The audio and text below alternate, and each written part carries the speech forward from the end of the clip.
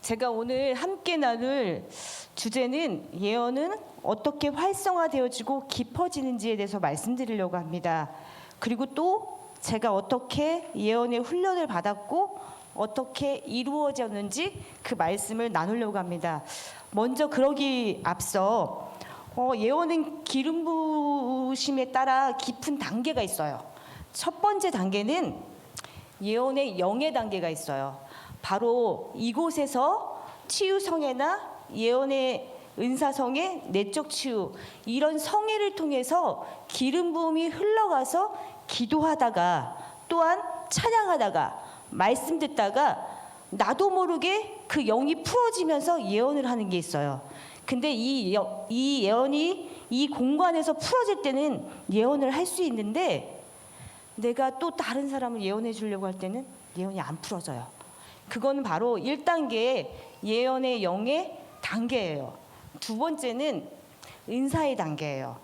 은사의 단계는 이런 공간에서 처음엔 풀어지지 않았지만 계속 참석하고 기도하고 뭔가 하나님 앞에 갈급함으로 계속 기름 부으심을 사모할 때 그 예언의 은사가 또 한 단계 업그레이드 되는데 이건 또 앞에 말한 영의 단계하고 틀린 것은 은사의 단계에서는 그때부터는 예언을 어느 정도의 수준에 따라 지속적으로 할 수 있어요.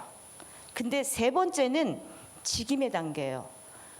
이 직임의 단계 뭐냐면 예언의 은사와 이런 걸 떠나서 기름 부으심이 있지만 직임의 단계에도 하나님의 기름 부으심을 통해서 있지만 직임을 받은 자는 많은 예언들을 훈련하고 또한 하나님 앞에 더 가까이 가면서 뭔가를 최선을 다하면서 그 예언의 훈련 과정을 통과한 사람들이에요.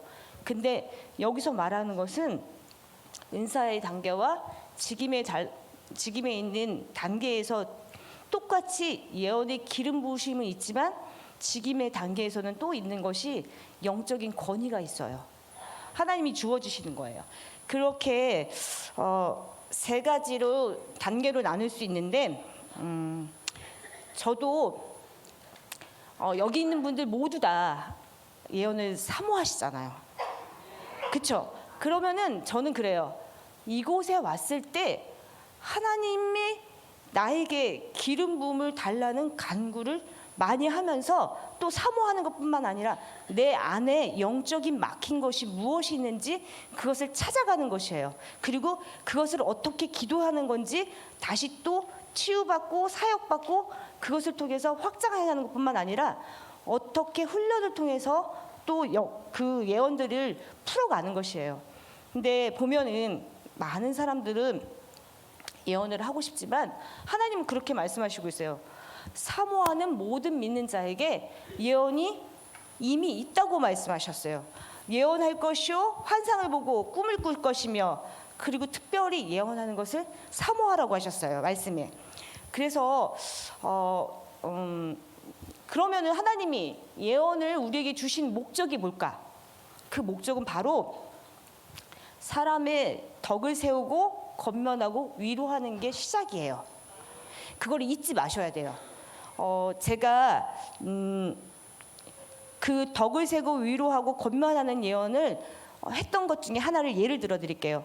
어느 교회에 집회를 갔는데 식당에서 교회 식당 봉사를 하시는 분 중에서 기도를 하는데 음식 솜씨는 너무 좋아요. 근데 문제가 매일 식당에 분란이 일어나는 거예요. 싸움이 되는 거예요. 근데 제가 이분한테 예언을 딱 하기를 뭐라고 했냐면 권사님은 음식을 만드는 탁월한 재주가 있다고 하십니다. 근데 권사님 안에 아픔과 상처로 인해서 그것을 치유되지 못함으로 많은 사람들에게 하나님은 사랑과 그 연합하는 그 모든 것들을 주셨는데 그 부분이 부족하다고 하십니다. 하나님은 서로 연합해서 교회가 공동체 안에서 세워지길 원하십니다. 라고 이렇게 예언을 했어요. 이건 뭐냐면 내가 받은 것을 그대로 권사님 혈기 내시는 거 하나님께서 책망하셔요. 이렇게 예언하는 것이 아니라 하나님이 주시는 지혜를 가지고 그 언어를 풀어서 예언하는 것입니다. 그리고 제가 어떻게 예언이 성장되었는지, 그러니까 어떻게 제가 예언을 훈련했는지를 말씀드리려고 합니다. 첫 번째는 제가 예언적 은사를 주제를 한 게 성장시켜라. 그런데 저는 1월 성회 때 말씀드린 것처럼 저는 예언인지 모르고 제가 우리 가정에 어떠한 기도 제목이 있어서 그 기도 제목을 놓고 기도할 때 하나님이 나의 기도를 들으시고 응답하신다는 그 믿음이 들어오고 확신이 들어오면부터 하나님께 묻기 시작한 게 시작이었습니다. 그때 묻기 시작했고 하나님 앞에 궁금해하기 시작했으며 또 하나님 앞에 들으려고 했습니다. 여기서 중요한 거는 하나님 앞에 묻는 것도 중요하지만 하나님 앞에 들으려고 하고 순종하는 것이 중요합니다.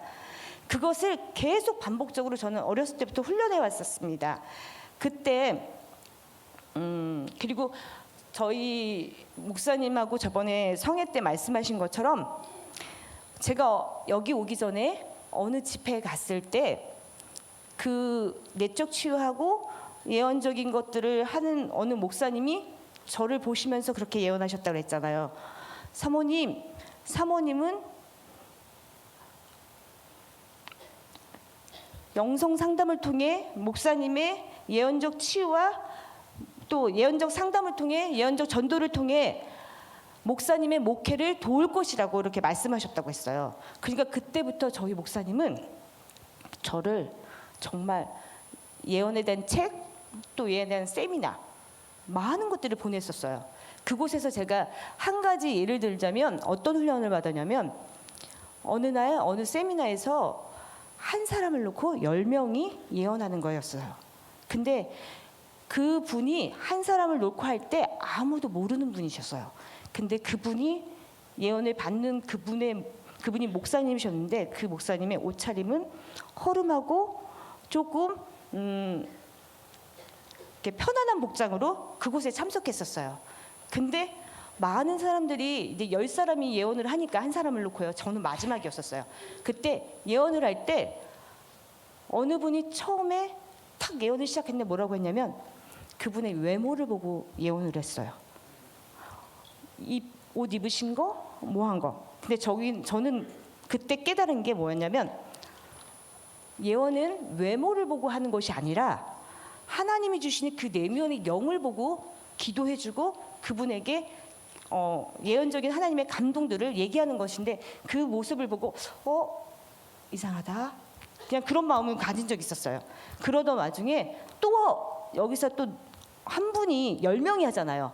한 분이 예언을 하는데 한 분이 어떻게 시작하느냐에 따라 또 예언을 그대로 흘러가는 것을 봤어요. 근데 마지막인데 제 차례가 왔잖아요.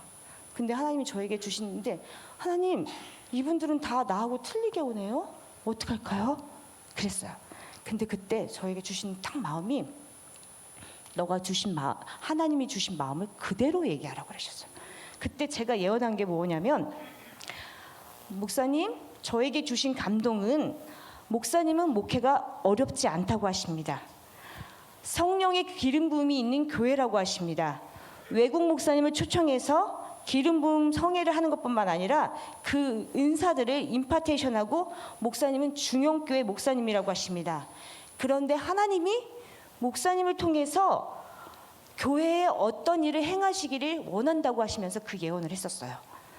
사실 제가 여기서 말하고 싶은 건 외모를 보고 하는 것이 아니고 누가 어떻게 시작해서 그 언어를 시작한 사람하고 비슷하게 하는 게 아니에요.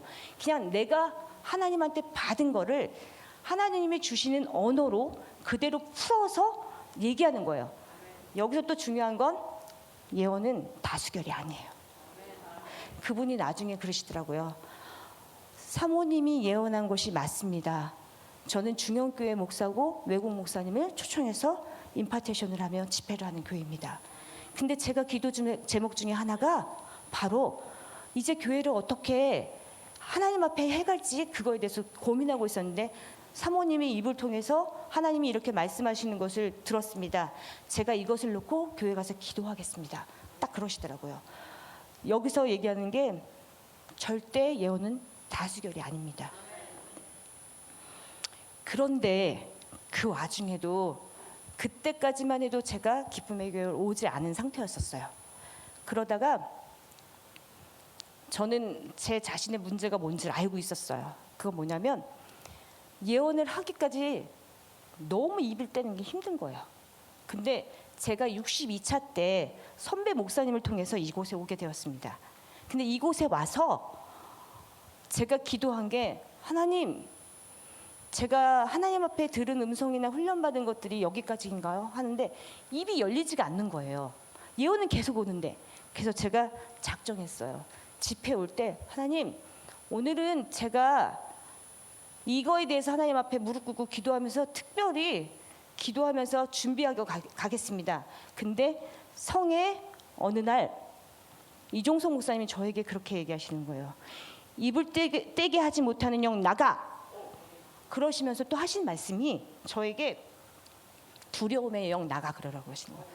근데 그날 그 전에 저는 준비하고 왔잖아요. 금식하면서 기도하면서 제 본교회에서 준비하고 왔었어요. 그때 정말 대박이었었어요. 이유도 모르게 거의 2시간을 정말 구성전에서 엉엉 우르는데 그 영이 나가는 거예요. 그런데 거기서 또 끝나는 것이 아니라 하나님은 저에게 또 감동을 주어서 누구 목사님을 통해서 협력사역자를 하게 했잖아요.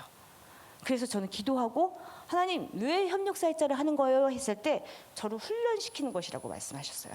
그래서 저는 그 훈련에 또 순종하면서 협력사역자를 계속하면서 예언을 풀어가기 시작하고, 이곳에서 기름 부음을 받고 목사님의 치유와 축사를 통해서 많은 것들이 열리기 시작했어요.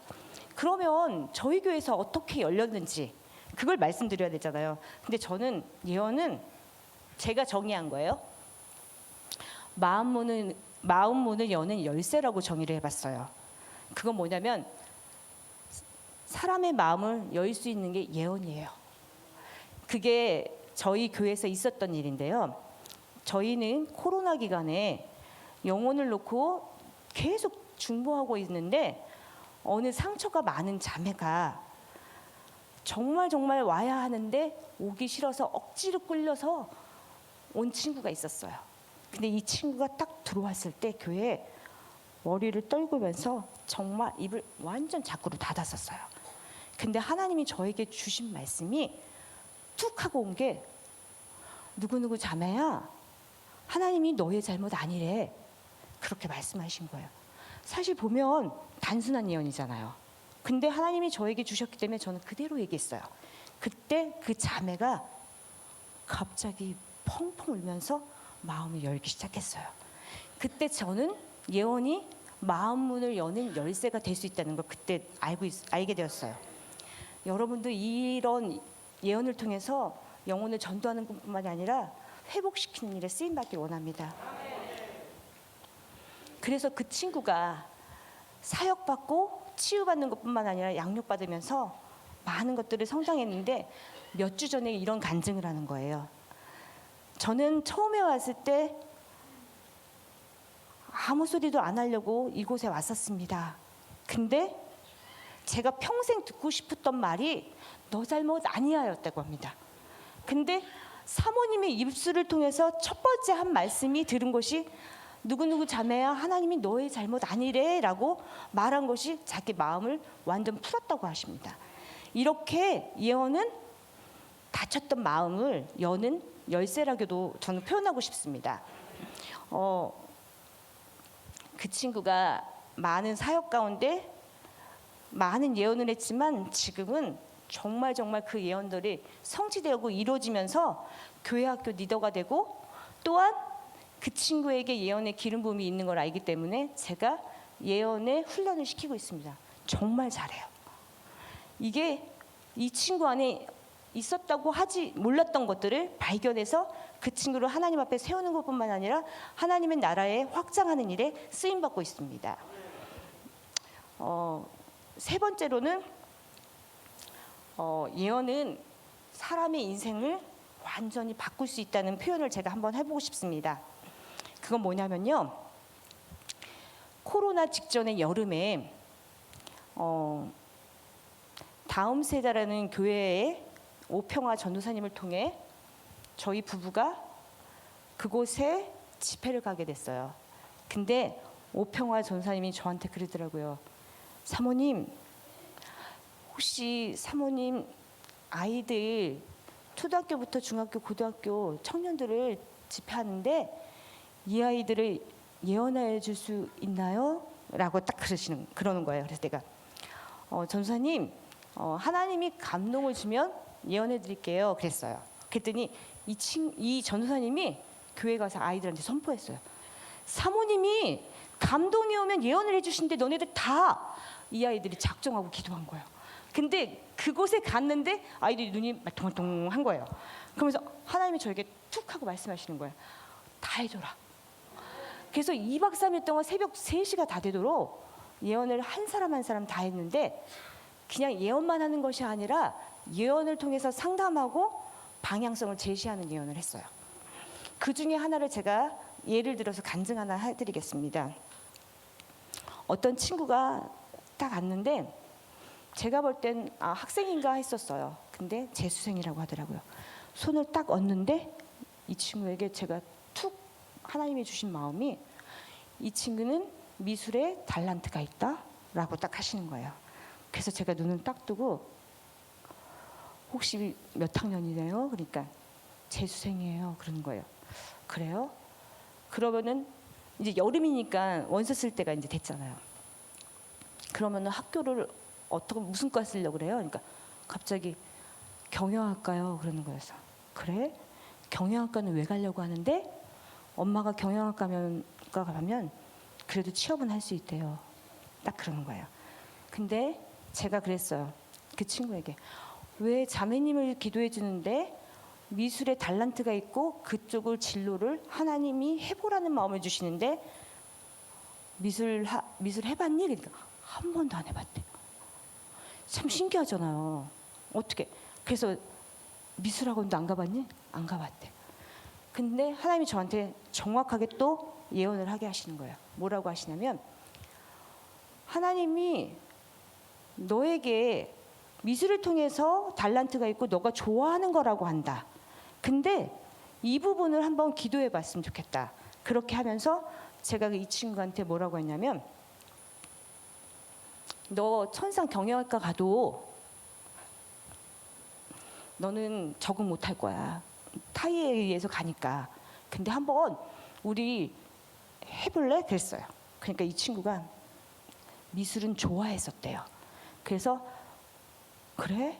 그러면은 거기서 제가 끝나지 않았어요. 이 친구에게 뭐라고 했냐면 누구누구 자매야 수시 중에서 실기가 없는 미술로 가는 게 있어. 그건 제가 어떻게 정보를 아냐면 이미 제 아들의 입시 정보를 제가 이미 깨고 있었기 때문에 이 입시 정보는 저는 공부를 했어요.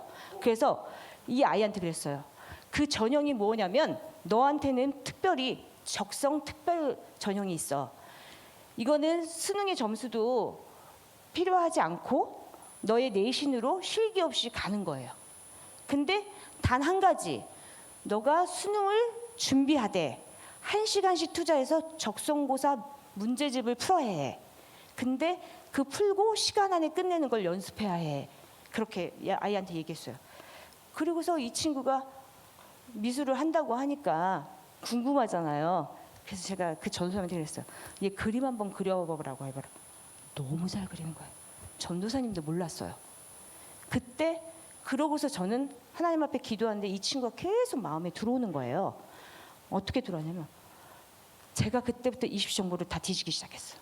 어느 학교를 보낼지, 어느 학교를 하나님께서 하실지. 그러면서 제게 딱 온 게 뭐냐면 이 아이한테 하나님이 너에게 홍익대와 가천대를 그 전형으로 보내시길 원하신다고 하는 마음을 주신다. 근데 단 조건이 있다. 그건 바로 적성고사 준비를 해야 되는데 수능이 끝나고 열흘 후에 적성고사 시험이 있다. 학교마다. 그 대신 적성고사 학원에 가서 열흘 동안 빡세게 공부해라. 제가 그렇게 얘기했어요. 근데 그러고서 나머지 3장은 너의 미술에 관한 그 몇 가지를 주고서 그 학교를 쓰라고 하고 너희 엄마가 원하시는 경영학과를 한 장을 쓰라고 했어요. 그렇게 해서 원서를 쓰게 하고 입시를 보고 아이가 했는데 이게 여기서 제가 말할 것이 있는 게 뭐냐면 이 친구가 적성고사 시험을 보기 전에 제가 분명히 학원 가라 그랬잖아요. 학원을 안 갔어요. 근데 시험은 봤는데 시간이 모자라서 문제를 다 못 풀었던 거예요. 근데 정말 안타깝게 홍익대와 가천대가 뭐랄까 대기번호를 뜬 거예요. 그러니까 하나님이 분명히 말씀하셨잖아요. 그 조건이 있었잖아요. 그런 것처럼 이 아이에게 이런 것들을 제시하고 뭔가를 했지만 여기서 제가 말하고 싶은 건 뭐냐면 예언하는 사람의 예언도 중요하지만 예언받는 사람이 어떻게 하라 그럴 때 기도하면서 행하고 해보는 거예요. 근데 이 친구는 그냥 시험을 본 거예요. 결국은 시간이 부족해서 몇 문제를 못 풀었다는 거예요. 그 문제만 풀었으면 아마 붙었을 거예요. 왜냐하면 대기번호가 앞번 번호였거든요. 그러고서 이 친구가 미술에 관한 제가 세 가지를 또 세 군데를 추천한 게 있으니까 그곳에 가서 미술 그 대학을 갔어요. 결국은. 근데 너무 놀라운 건 그 학교에서 올 A를 받고 공부를 너무 잘하고 있어요. 적성에 맞아서. 이렇게 다음 세대에서 지금 제가 한 사람의 예를 냈지만 상담과 예언을 통해서 또한 그 아이의 진로를 하나님이 저를 명확하게 하는 훈련들을 하게 하셨었어요. 그래서 제가 제목을 붙인 게 하나님의 예언은 사람의 인생을 바꿀 수 있다라고 붙였던 거예요. 그리고 또 순종한 사람이 어떻게 되는지를 좀 제가 보여드리려고 해요. 예를 제가 오평화 전도사님이 저한테 그러는 거예요. 예언할 때 사모님 이 아이들 예언하는 거 녹음해도 돼요? 딱 그러는 거예요. 그래서 제가 하나님이 저한테 주신 감동이 있어서 여기서는 안 돼요. 그러니까 그 집회 가서 그랬어요. 녹음하세요. 근데 단 전도사님의 핸드폰에 전체 다 아이들의 녹음을 시킬 거예요. 누구누구라고 하면서 제가 명단을 띄우고 예언할 거예요. 그래서 그 20명이 넘는 아이들을 예언을 녹음시켜서 전도사님이 줬어요. 그리고서 전도사님한테 제가 숙제를 내줬어요. 전도사님 제가 왜 녹음을 시키라고 하셨는지 아세요? 그건 바로 예언은 하나님이 저에게 주신 감동이 예언을 기록해보래요. 그 아이들의 예언을 하나하나 개인적으로 다 나눠줄 것을 다 녹취하래요. 이거 진짜 어려워요. 그것을 일일이 아이들의 녹취를 해서 아이들한테 나눠주는데 이 전도사님이 저한테 그러는 거예요.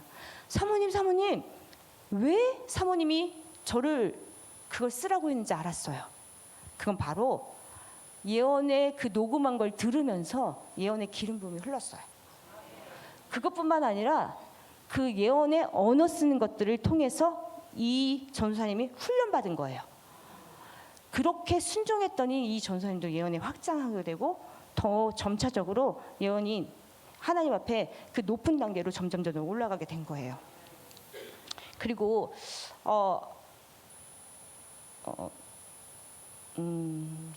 우리 가정 얘기를 하나 할게요. 저희 아들이 이 다니엘 캠프도 오고 성회도 오고 그런 아들이 이제 지금은 대학생이지만 이때 고등학교 때부터 왔어요. 근데 성회로 오고 은혜를 받을 때는 이 아들이 그거를 뭔가를 이렇게 하는데 끊지 못하는 게 딱 하나 있었어요. 그게 바로 게임이었었어요. 그래서 그 게임 때문에 결국은 재수까지 하게 됐어요. 왜냐하면 얘가 게임이 아이들 안에서 상위 1%래요. 근데 이 아이가 저는 이 아이를 위해서 늘 중보했었어요. 그래서 이 아이가 그 전에 하나님이 어떻게 하시기를 원하시는 것을 예언했지만 그때 당시에는 우리 아들이 귀담아 듣지 않았었어요. 그런데 어느 날 이 아이가 재수를 하면서 하나님이 자기한테 말씀하시는 거예요. 하나님, 저 연세대학교 신학과 붙고 싶어요. 제가 중학교부터 꿈꾸었던 것이 그것이었었어요. 하나님 붙고 싶어요. 근데 이 아이가 그 하나님 앞에 기도하는데 이 아이가 자기가 개인적으로 하나님 앞에 음성을 들은 거예요. 나 너 보낼 수 있다? 그러니까 얼마나 반가워요 이 친구가. 그래서 하나님 그럼 어떻게 해요? 그러니까 나는 근데 너가 게임하는 것이 싫다? 딱 그 음성을 들은 거예요. 이 아이가. 그때 하나님 앞에 순종하고 그 정말 레벨이 높은 그 게임을 삭제하기까지 아이들 앞에서는 쉬운 게 아니래요. 근데 어느 날 우리 부부를 다 부르고서 아빠, 엄마, 하나님이 저 이렇게 하라 그래서 이렇게 하기로 결단했어요. 그 아이들 아이디 다 완전 그 자리에서 삭제하고 저희가 할렐루야 이러면서 기타 치면서 찬양했던 적이 있었어요. 근데 그러고서 저에게 하나님이 툭 감동을 주시는 거예요. 우리 아들에게 연세대 어떤 전형을 쓰라고 했냐면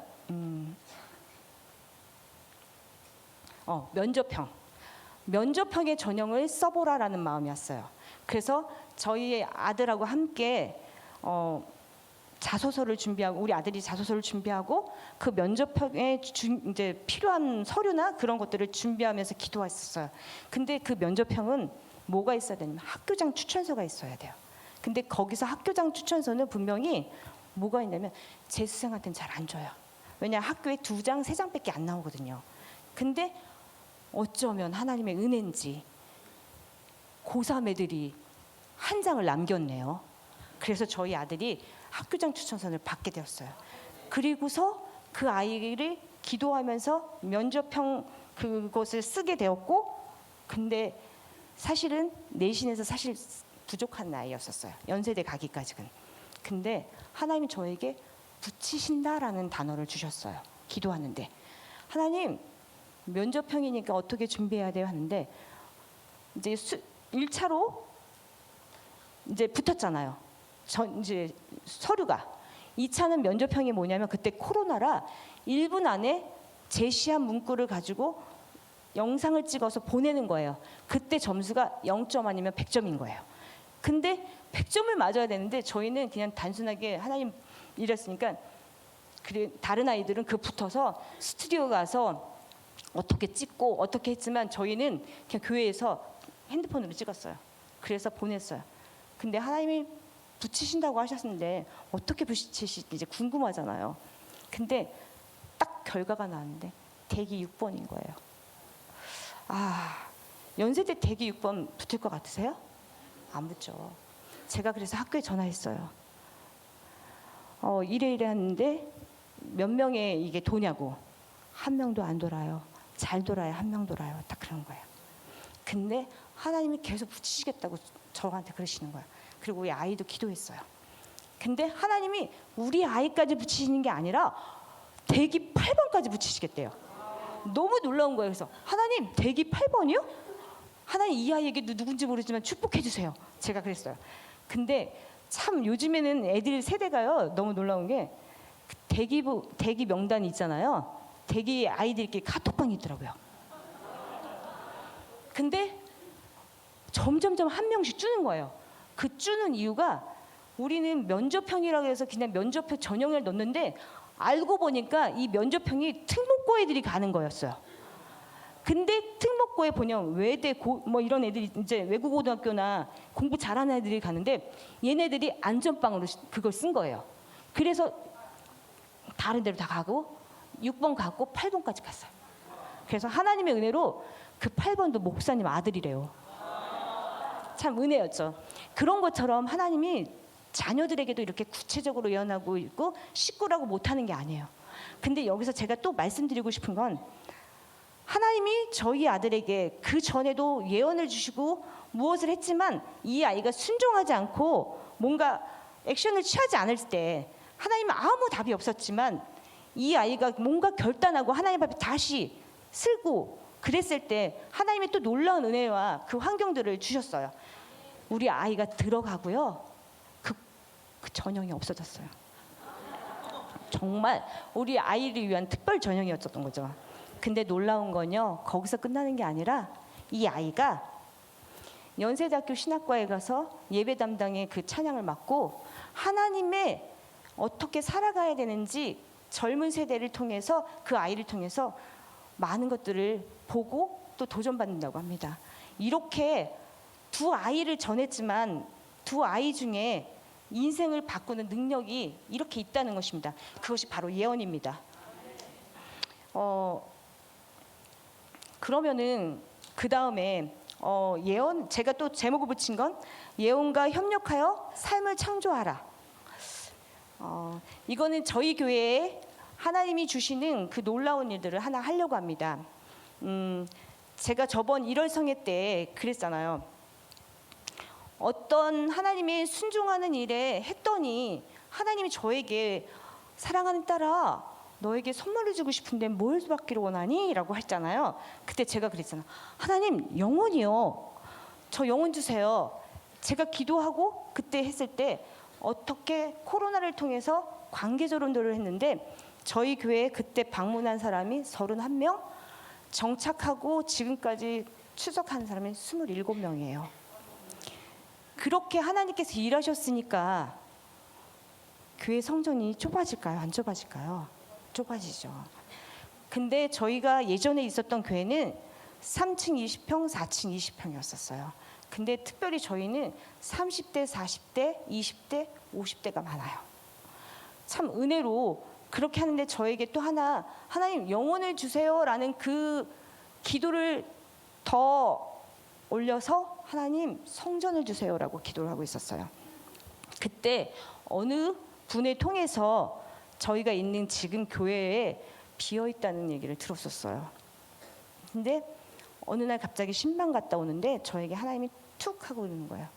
그 전엔 가고 싶은 생각이 없었거든요. 근데 하나님이 저에게 지금 가봐라 딱 그러는 거예요. 하나님 지금이요? 네, 알겠습니다. 그래서 그곳에 갔어요.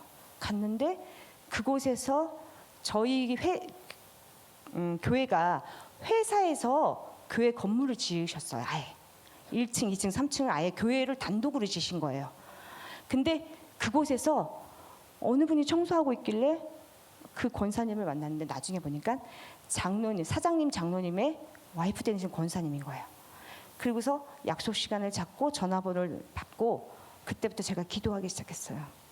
하나님, 분명히 가보라는 거는 하나님의 뜻이 있는 것 같습니다. 근데 하나님, 이 장로님을 만나서 제가 어떤 얘기를 할까요? 딱 주시는 말씀이 너희가 코로나 때 어떻게 전도하고 어떻게 하나님 앞에 예배를 쉬지 않고 예배한 것을 그분에게 영상 찍어뒀던 게 있거든요. 그것을 보내라. 그리고 어떤 그분을 만났을 때 어떠한 얘기를 하라고 저한테 주셨어요. 그래서 그분을 만나는데 장로님을 만나러 저희 목사님하고 제가 딱 갔을 때 장로님이 나중에 알고 보니까 이 장로님이 회사를 시작하면서 하나님 앞에 누군가가 필요해서 교회 건물을 지신 거예요. 대지 50평에 1층, 2층, 3층 다 50평씩 해서 150평을 지신 거예요. 그리고서 아는 친구 목사님이 예배 처소가 없다 그래서 그곳에 예배라고 그러는데 그리고 등기까지 줬대요. 그런데 이분이 그 예배의 그 공간을 혼자 개척하기 환경상 힘드니까 놓고 가신 거예요. 그렇게 한 번의 기회, 그래서 이사 가실 때 또 1억 5천을 그냥 드렸대요. 그리고 그 다음에 어느 교회를 통해서 또 교회가 드린 적이 있대요. 근데 또 다시 장로님한테 돌아오게 된 사건이 있는 거예요. 그런 와중에 장로님이 내면 안에서 무엇이 있었냐면 상처가 있었던 거예요. 그러면서 교회에 달라는 사람이 그렇게 많았지만 5년, 6년인가 하는 시간을 비워놨대요. 근데 아마 저희가 그 전에 갔다 해도 그거 받지 못했을 거예요. 근데 저희를 보시고 그렇더라고요. 하나님이 제 마음을 조금 풀어주셨나 봐요. 목사님, 사모님을 뵀는데 그런 마음이 없어지네요. 그러면서 저한테 그러시더라고요. 제가 그랬어요. 장로님, 제가 이제 아까 하나님이 말씀하신 게 있잖아요. 장로님, 이래서 제가 장로님한테 말씀드리는데 장로님이 이제 주실 것 같이 얘기를 하시는 거예요. 그러면서 저에게 이러시는 거예요. 방은 3개고요. 뭐는 5고요. 그러는 거예요. 그래서 장로님, 저희 너무 감사해요. 방 3개인 적 없어요.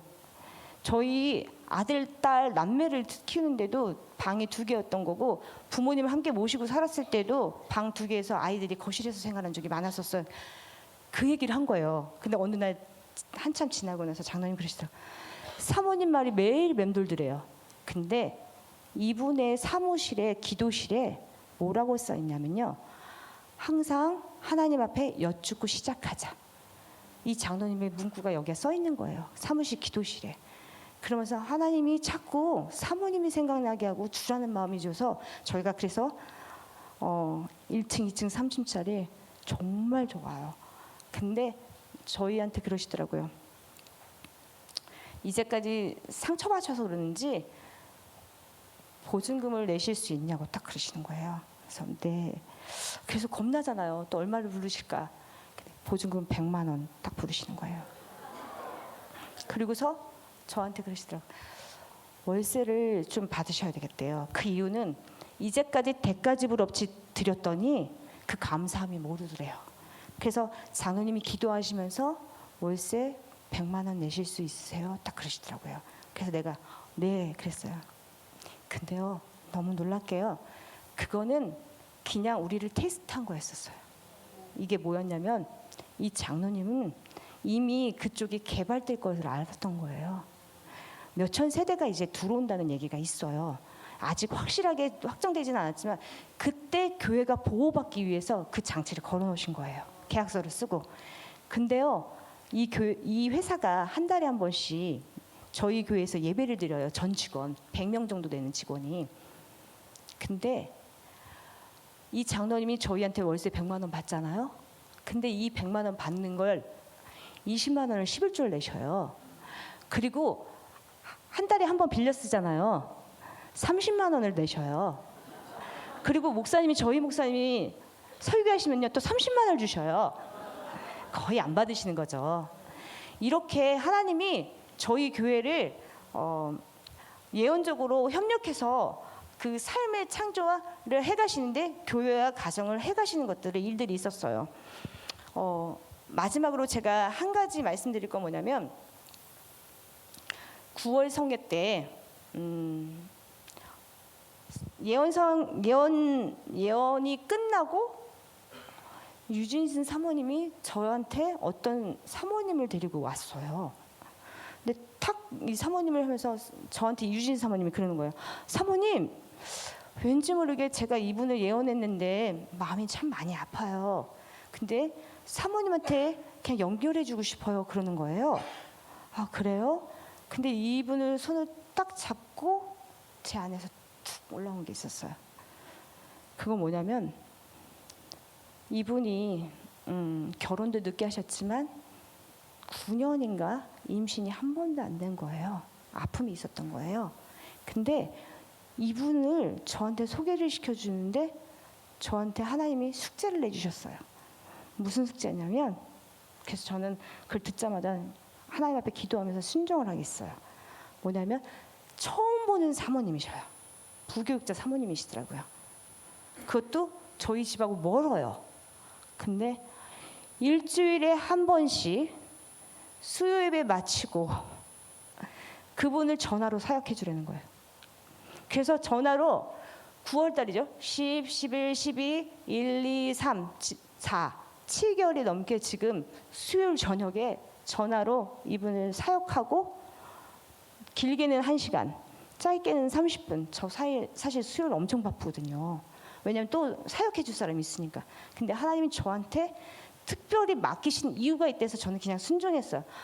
아무 얼굴도 모르고 아무 나한테 관계도 없지만 이 사모님을 나한테 붙여주면서 하나님이 주신 마음은 아기를 임신하게 하는 것도 있지만 또 하나는 이분의 뭔가를 회복시키고 치유하는 데 필요하기 때문에 그 시간을 하나님 앞에 함께 하라는 것이었어요.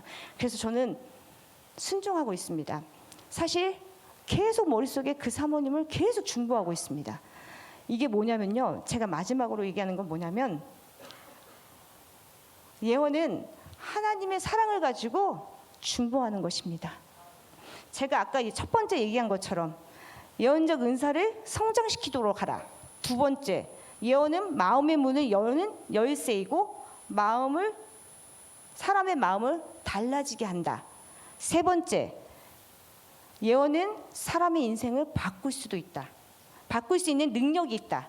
네 번째, 예언은 협력하여 삶을 창조할 수 있다.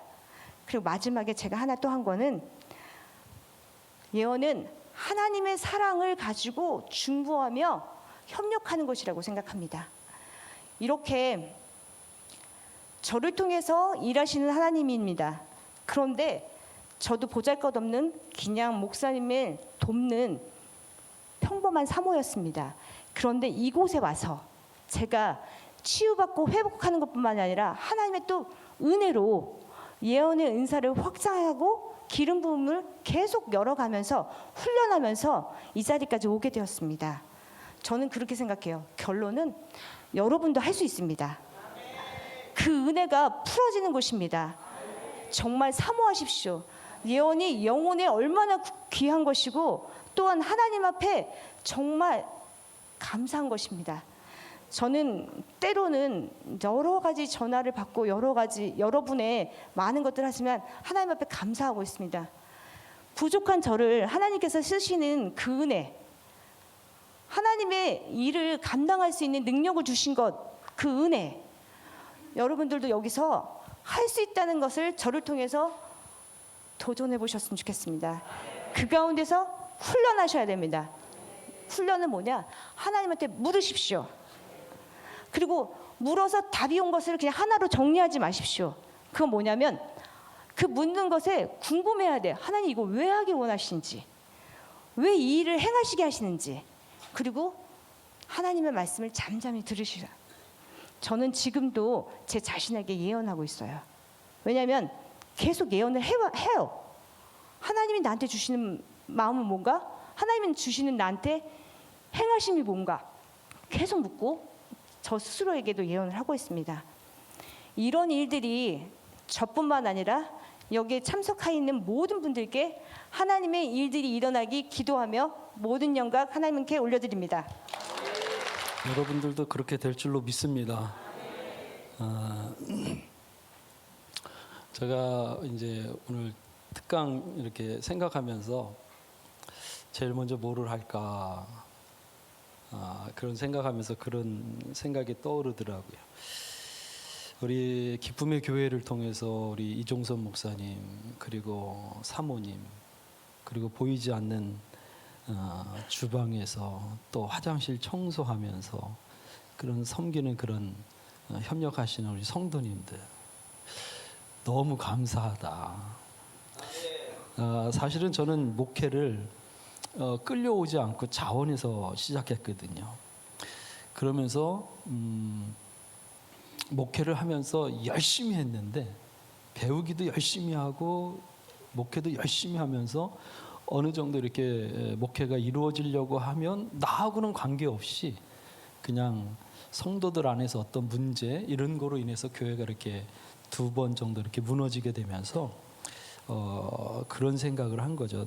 내가 자원해서 왔기 때문에 부르심이 아닌가 하는 생각을 가지고 있을 때 제가 이제 선배 목사님을 통해서 이제 이 치유성에 참석하고 딱 한 번만 참석하려고 그랬는데 오늘 여기까지 있네요. 이 하나님의 은혜이고 그리고 또 우리 기쁨의 교회를 통해서 주시는 하나님의 놀라운 은혜인 줄로 믿습니다. 그래서 늘 감사하고 그래서 이분들을 보면은 사람들을 참 행복하게 만드는 분들이다. 볼 때마다 그렇게 축복해 주세요. 사람들을 행복하게 만드시는 분들. 여러분 하나님의 음성 어떻게 들을 수 있을까요? 아마 우리 교회 안에 이루어졌던 그런 예언적인 것을 통해서 교회가 세워지는 이야기를 들으면은 며칠을 아마 이야기하게 되어지고 그 한 사람 한 사람이 다 예언적으로 세워지는 거거든요. 근데 우리가 하나님의 음성을 어떻게 들을 수 있을까라고 하는 이 물음이 우리 안에 참 중요하죠. 우리 사모가 강의하면서 여러분 제일 많이 했던 이야기 중에 하나가 뭔지 아세요? 순종이라고 하는 거예요. 말씀을 들으면 순종을 해야 되는 거거든요. 그래서 그 말씀을 들으면 그 말씀을 순종해서 이루어가야 하나님이 계속해서 말씀하시는 거예요. 송사리 7마리가 봄이 돼가지고 야 우리 소풍 가자. 그래가지고 송사리 7마리가 김밥도 싸고 통닭도 튀기고 뭐 피자도 만들고 그래가지고 다 7명이 배낭 하나씩 메고 다 소풍을 가가지고 그래가지고 거기 앉아가지고 이제 점심을 먹기 시작한 거예요. 그래서 점심을 막 먹고 있는데 어떤 송사리가 그러는 거예요. 야, 우리 몇 명이서 왔지? 몇 명이서 왔어요? 7명이에요. 근데 7명을 이제 세어보는 거예요. 하나, 둘, 셋, 넷, 다섯, 여섯, 일곱, 여덟. 다시 하나, 둘, 셋, 넷, 다섯, 여섯, 일곱, 여덟. 분명히 7명이 왔는데 하나가 더 있는 거예요, 그렇죠? 근데 얘가 보니까 못 보던 애야. 그래서 그런 거예요. 야, 넌 누구냐? 그랬더니 얘가 뭐라 그랬는지 알아요? 난 꼽사리. 그런 거예요. 여러분, 여기 와가지고 어찌하든 꼽사리 껴서 은혜 받아야 되는 거예요. 그냥 은혜를 그냥 몽창 받지는 못하더라도 하여간 꼽사리 껴서 받는 은혜라도 있어야 된다.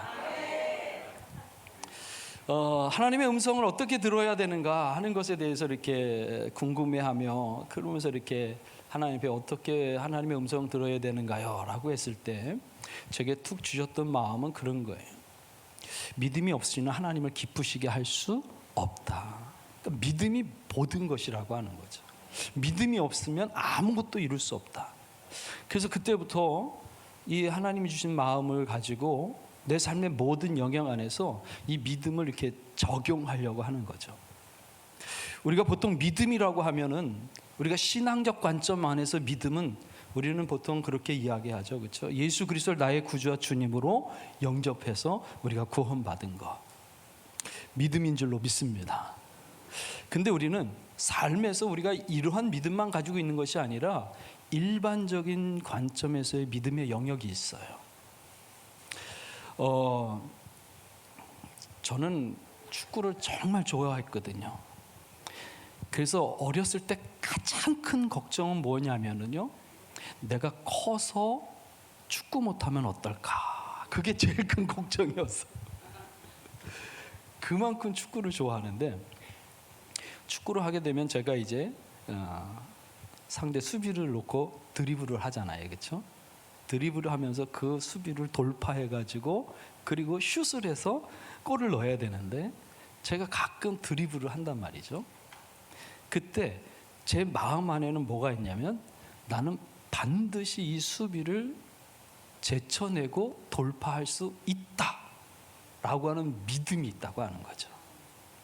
근데 만약에 제가 조금이라도 내가 저 사람을 제칠 수 없을 것 같은데 라고 하는 마음이 들면 드리블을 치고 갈 수 있을까요, 없을까요? 없는 거죠. 그러니까 내가 어떤 행동을 한다라고 하면은 그 행동 안에는 믿음이 들어있는 것이고 그 행동 안에는 내 태도가 들어있는 거다. 근데 중요한 거는요, 믿음과 태도가 내 신앙의 고도를 결정하는 거예요. 그러니까 여러분이 어떠한 태도 안에서 이 성회를 참석하고, 그리고 그 안에서 여러분이 어떤 태도를 취하면서 갈 때 거기에서 주시는 은혜가 다르다고 하는 거죠. 예전에는 뭐 수련회 간다 그러면은 무조건 다 쫓아가고 그랬어요, 그렇죠? 근데 요즘에 수련회 간다 그러면 아이들이 뭐라 그러는지 아세요? 침대 좋아요? 밥 잘 나와요? 화장실 좋아요? 뭐 이런 거 물어보거든요. 이거 현찮으면 안 가겠다는 거죠, 그렇죠? 여러분 여기 어떻게 오셨어요? 침대 있을 거라고 생각하셨어요? 불편한 거 많죠, 그렇죠? 근데 그럼에도 불구하고 여러분이 말씀을 어떻게 듣고 찬양을 어떻게 하고 기도를 어떻게 하느냐는 그 태도가, 그 믿음의 태도가 여러분의 신앙을 결정하는 거라고 하는 거예요. 여러분이 이 안에서 은혜를 그냥 온팡 받을 수도 있고, 그렇지 않으면 그냥 꼽사리 끼는 은혜를 받을 수도 있고, 그것도 대단해요, 그렇죠? 근데 전혀 은혜 받지 못하는 어쩌다 생기는 한 사람일 수도 있다. 근데 여러분이 믿음의 태도를 통해서 은혜를 많이 받는 그런 시간이 되길 예수님의 이름으로 축복합니다. 그래서 내가 어떤 행동을 할 때는 그 믿음이 그 안에 이미 부여되어 있어요. 내가 의식하든 의식하지 않던 나는 그 믿음이 내 안에 있는 거거든요. 그래서 축구를 하다가 제가 몇 번 다쳤어요. 갈비뼈 2번 부러지고, 지금도 그래서 무릎이 안 좋거든요. 무릎이 이제 물 차고, 그리고 또 한 번은 뛰다가 여기 근육이 끊어졌어요. 근육이 끊어져가지고 6개월을 재활을 하다가 집에서만 하다가 나갔다가 또 끊어져 가지고 또 6개월 지나고 그리고 이제 1년 2년 지난 다음에 다시 운동장에 나가서 전에처럼 팍 치고 달리는데 느낌이 여기가 올라오는 느낌이 드는 거예요. 자, 제가 더 뛰었을까요? 멈췄을까요? 왜 멈췄을까요? 느낌이 어떤 느낌이었을까요? 느낌 때문에 제가 멈춘 게 아니고요. 제 생각이 멈추게 한 거예요. 이러다가 끊어진다. 그 생각이 멈추게 하는 거예요. 그냥 우리가 안에 어떤 믿음, 내가 생각을 어떻게 한 거예요? 끊어진다는 생각을 믿은 거예요. 그리고 나서는 다시는 그렇게 뛰지 않아요. 그러니까 우리가 어떤 믿음을 가지고 있는가라고 하는 것이 참 중요하다. 그러니까 중요한 것은 뭐냐면 여러분도 하나님의 음성을 들을 수 있다는 믿음이 있어야 된다. 히브리서 11장에 보면 전부 다 믿음에 대한 이야기죠. 그렇죠? 믿음으로 깨닫고 믿음으로 보고 믿음으로 안다고 말씀하는 거예요. 결국 믿음이 모든 것이며 믿음이 없이는 아무것도 할 수 없다. 여러분 안에 하나님의 음성을 들을 수 있다고 하는 그 믿음을 갖게 되길 예수님의 이름으로 축복합니다. 믿음의 반대말은 뭐냐? 의심하는 거예요. 의심. 그 의심의 틈을 통해서 사단이 말하지 못하게 하고 듣지 못하게 한다고 하는 것을 우리가 기억하면서 우리가 먼저 하나님의 음성을 어떻게 들을 수 있는가? 믿음이 있어야 된다. 옆에 있는 분 축복하세요. 당신도 들을 수 있습니다.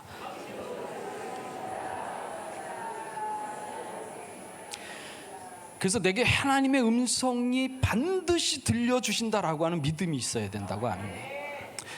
지난 1월 성회에 여러분이 참석해서 들으셨으면 아마 그런 유튜브 안에서 보면은요, 우리 집사람이 가지고 있었던 것 중에 하나가 뭐냐면 그 어렸을 때 어떤 그 집안에 있었던 그 일을 통해서 하나님 앞에 기도했을 때 그 기도한 것을 통해서 아, 하나님이 들으시는 분이시구나.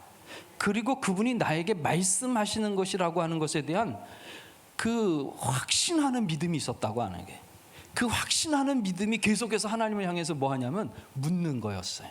그래서 하나님 앞에 묻는, 그리고 그 하나님께서 우리 가운데 말씀하시는 기도, 그래서 묻고 듣는 기도. 그래서 우리는 보통 주여 삼청하고 그냥 막 기도하고 나서는 보따리 싸서 나가잖아요. 그렇죠? 그때 주님이 얘야 하고 말하려고 할 때 나가는 거예요. 그래서요, 이 하나님의 음성 듣기가 잘 되어지기 원하시는 분은 1시간 부르짖어서 기도하면 1시간 앉아서 들어야 되는 거예요. 근데 이게 듣는 시간이 정말 괴롭거든요. 가만히 앉아 있으면 시간이 아까워요. 이런 시간에 성경이라도 읽어야지 막 이런 생각 들리고 막 그러거든요. 그래서 먼저 우리가 가져야 되는 것은 뭐냐? 하나님께서는 우리에게 말씀하시는 분이고 나는 듣는다. 그래서 여러분이 예언을 받는 것 안에서 전제되어지는 것은 뭐냐면 예언을 들으면 순종하는 거예요. 들으면 어떻게 된다고요? 순종하는 거예요. 그러니까 가끔가다 이제 우리 집사람이 어느 분을 이렇게 예언하다 보면 진짜 어떤 분은 그런 것 같아요. 1년을 똑같은 예언을 해주는 거예요. 그러니까 1년을 똑같은 예언을 해주니까 듣는 사람도 불편해요? 안 불편해요? 뭐가 불편해요? 왜 똑같냐고 물어보는 거예요. 왜 똑같냐고. 근데 그걸 말해줄 수가 없어요. 때로는. 근데 이제 말해줄 때가 있죠.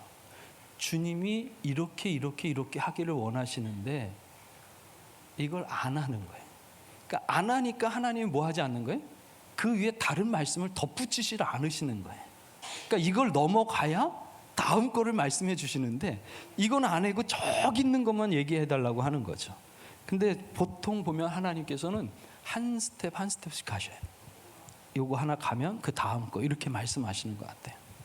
자, 그래서 우리가 하나님의 뜻을 알고 있으면 그 뜻을 받은 것에 대해서 중요한 것은 뭐냐? 순종하는 거예요. 그러니까 순종하지 않으면 불순종의 대가를 받는다. 그 불순종의 대가는 뭐냐면 저 끝에서 이루어질 것이 계속해서 미루어지는 거예요.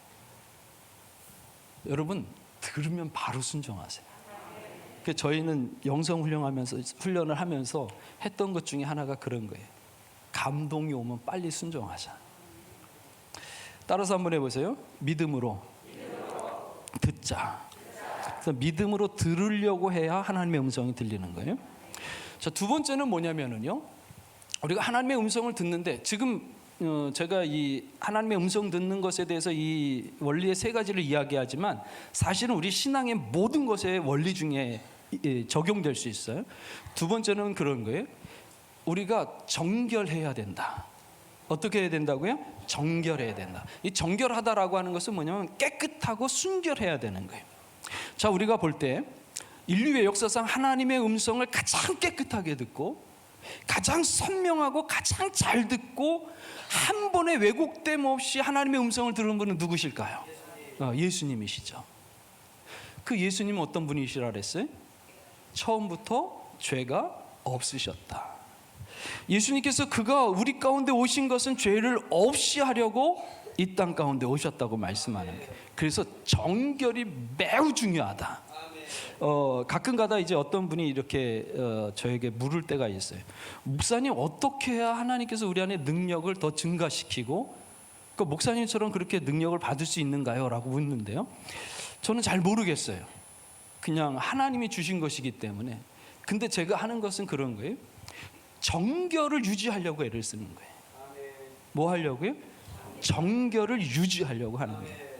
그러니까 죄가 있으면 그 죄가 있는 것만큼 하나님의 음성이 우리 안에 왜곡되어진다고 하는 거예요. 그렇기 때문에 우리는 수시로 하나님 앞에 나아가서 우리 안에 있는 죄 회개하고, 아직 회개되어지지 않은 죄를 회개하고, 그리고 하나님을 예배하고 경배하는 것이 하나님께서 우리 가운데 주시는 하나님의 음성을 듣는 시작의 단추라고 믿습니다. 그래서 우리가 우리의 삶을 항상 정결하게 해가는 것이 중요하다. 세 번째는 하나님의 음성을 듣는 것에 대해서 우리가 조금 집중하면서 훈련할 필요가 있다고 하는 거죠. 믿음과 집중은 뗄래야 뗄 수 없는 불과 불의 관계죠. 그렇죠? 사무엘상 3장 1절에서 11절에 있는 말씀 우리가 잘 아는 것처럼 하나님께서 사무엘을 부르시죠. 그렇죠? 사무엘이 하나님의 성전에서 잠을 자려고 하는데 하나님께서 사무엘을 부르셔요. 사무엘상 3장 4절에 보니까 여호와께서 사무엘을 부르셨다. 첫 번째 부르심이에요. 그러니까 성경에는 이렇게 말씀하고 있어요. 여호와께서 사무엘을 부르셨다. 자, 하나님께서 사무엘을 어떻게 부르셨다고요? 그렇죠. 사무엘 이름 불렀겠죠. 그렇죠?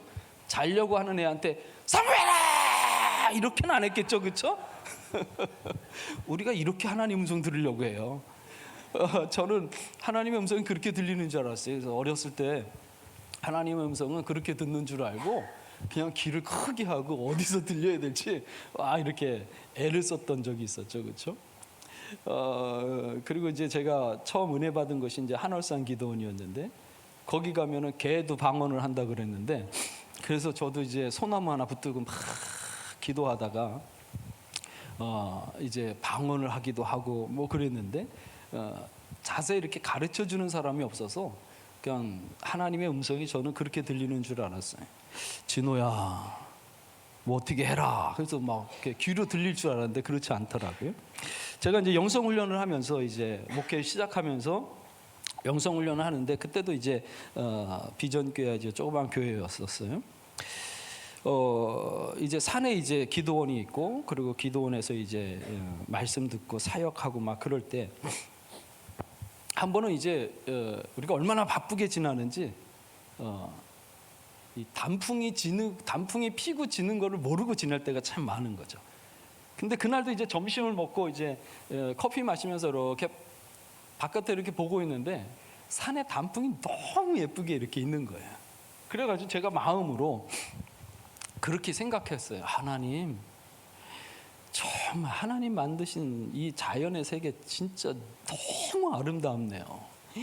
나한테 이렇게 아름다운 거 보여주셔서 너무 감사해요. 그러고 있었는데 내 안에서 툭 하고 올라온 게 뭐냐면, 얘야, 난 저것보다 너가 더 아름답다. 커피 마시다가 눈물이 툭툭툭툭 흘러온 거죠.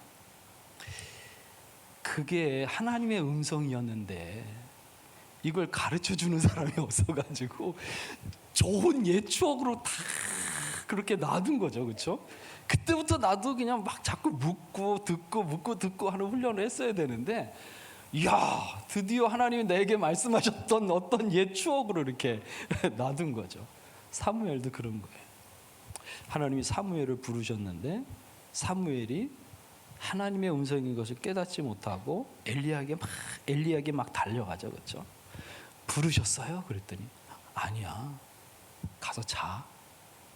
가서 또 누웠는데 또 하나님이 어떻게 부르셨어요?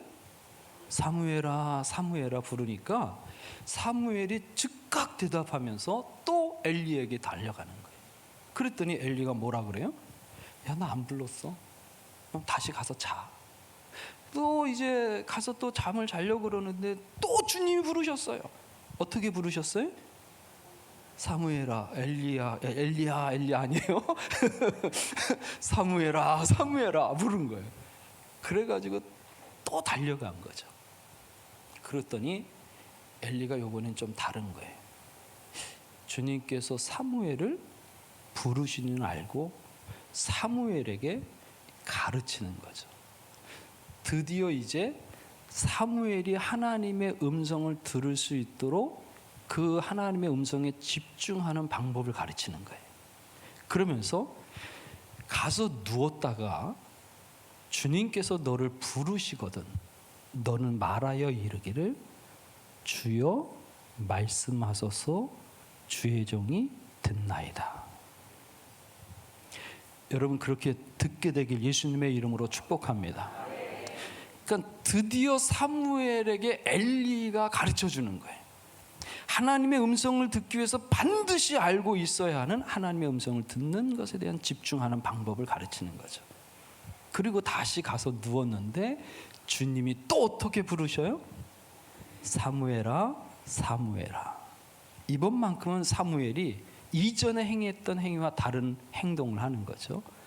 엎드려 하나님 앞에서 엘리가 가르쳐준 대로 그대로 하는 거예요. 그러면서 말씀하옵소서 주의 종이 듣나이다. 말씀하소서 주의 종이 듣나이다 라고 그렇게 고백하고 나서 주님께서 그때부터 사무엘을 향해서 하나님의 말씀을 쭉 이어가시는 거예요. 그러면서 이렇게 말씀하고 있어요. 보라, 내가 이스라엘의 할 일을 행하리라 하면서 이스라엘의 행할 일들을 쫙 말씀하신다고 하는 거죠. 사무엘이 하나님의 음성을 듣는 것에 계속해서 집중했을 때 그때 하나님께서 그를 향하여 하나님의 음성을 열어가신 것을 믿으시기를 예수님의 이름으로 축복합니다. 축복합니다. 집중이 어렵지 않아요. 우리가 별다른 의심 없이 우리가 마음만 먹으면 하나님의 음성을 듣는 것에 집중할 수 있다고 하는 거죠. 집중하는 것은 내가 해야 할 몫이에요. 하나님의 몫이 아니라 집중하는 건 누구의 몫이라고요? 내가 하는 것이죠. 그래서 우리가 하나님의 음성을 들을 때 그 하나님의 음성을 선명하게 그리고 질적으로도 좀 높은 수준의 그런 사역을 감당하기 위해서는 우리가 하나님의 음성을 잘 들어야 된다고 하는 거죠. 우리 사모가 이야기하면서 이제 예언에 대해서 이야기할 때 예언이 어떤 것이라고 그랬어요? 덕과 권면과 위로를 해주는 것으로부터 시작한다 그랬잖아요, 그렇죠? 근데 중요한 것은 뭐냐면 여러분이 예언을 하기 위해서는 하나님의 음성을 들어야 되는 거죠, 그렇죠? 그리고 또 중요한 것은 뭐냐면 그것을 입으로 떼야 되는 거예요. 말하기가 진짜 어렵거든요. 그러니까 이것을 자꾸 말하는 훈련을 계속 해야 되는 거예요.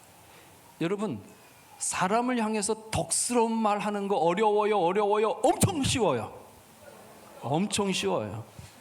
사람을 향해서 위로해 주는 말 이게 진짜 힘든 거예요. 아주 누워서 떡 먹기예요. 누워서 떡 먹기죠, 그렇죠? 그 사람을 막 세워주는 말 하는 거 그거 진짜 할 수 있어요, 없어요? 그거 깊이 생각해야 돼요? 잠깐만 생각하면 돼요? 그러면 그거를 자꾸 이야기하는 거예요.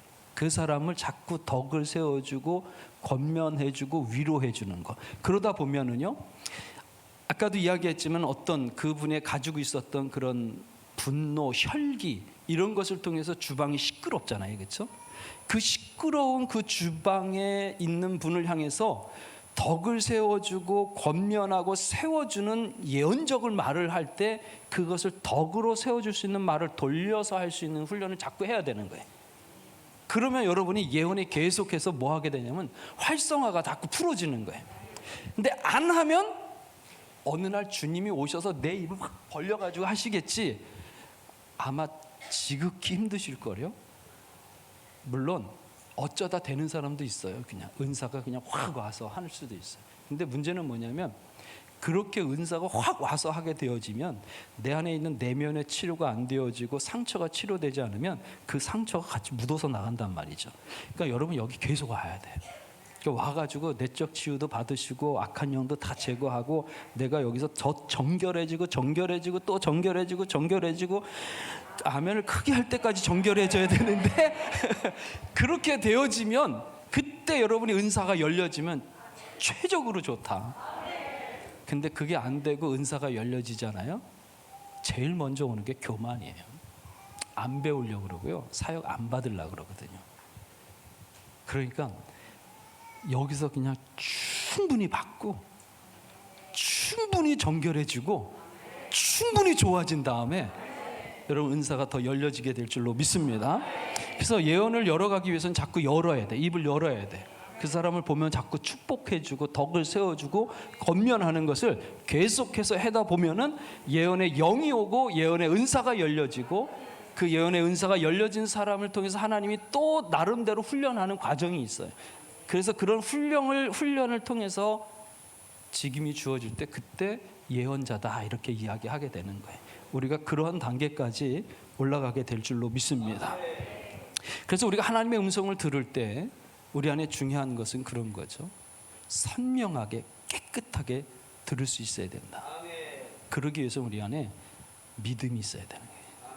따라서 한번 해서 하나님은 들으시고 말씀하신다. 그 믿음의 확신이 있어야 되는 거예요. 그래서 그 믿음의 확신이 있을 때 그때부터 우리가 듣는 기도를 시작하는 거예요. 하나님께 묻고 기다려보는 거예요. 듣는 거를. 그래서 저희 예전에 그거 훈련할 때 그런 것도 했어요.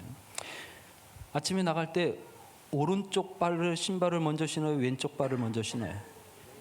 오른쪽이요? 왜요? 그 습관이죠, 그렇죠?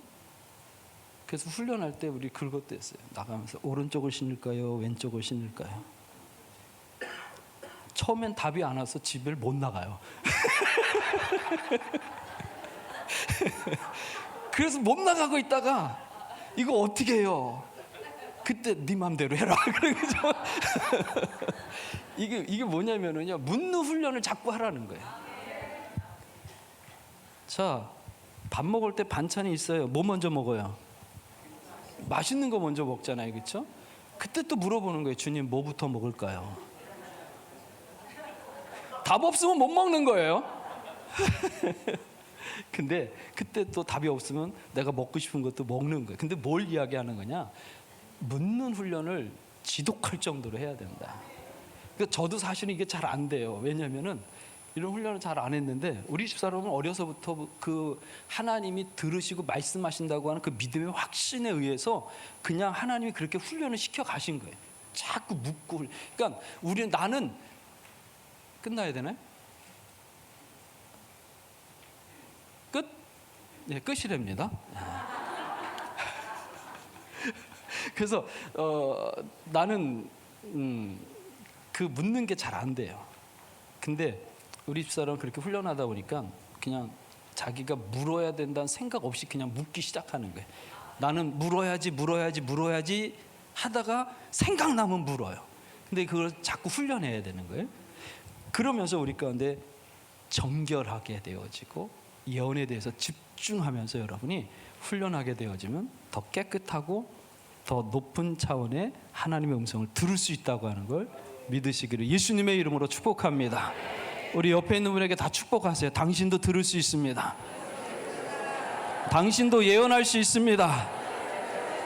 우리는 높은 차원의 예언을 할 수 있습니다. 사람의 방향을 하나님의 마음 안에서 전해줄 수 있습니다. 마음을 열 수 있습니다. 삶을 전환시킵니다. 예언과 합력하여 창조해 갈 수 있습니다. 그렇게 이루어질 줄로 믿습니다. 기도하겠습니다. 사랑과 은혜가 풍성하신 하나님, 주님의 은혜 감사합니다. 오늘도 하나님께서 우리를 사용하여 주시니 감사합니다. 우리 안에 하나님의 음성이 선명하게, 깨끗하게, 높은 차원으로 들려지는 예언적 삶을 살아갈 수 있도록 은혜와 은총을 더하여 주시옵소서. 계속해서 하나님의 은혜가 이곳에 부어질 수 있도록 역사하실 것을 믿사오며 예수님의 이름으로 기도합니다. 아멘, 아멘, 아멘. 감사합니다. 예, 다시 한번 은혜 베푸신 하나님께 박수, 그리고 우리 특강해 주신 목사님, 사모님께 다시 한번 감사.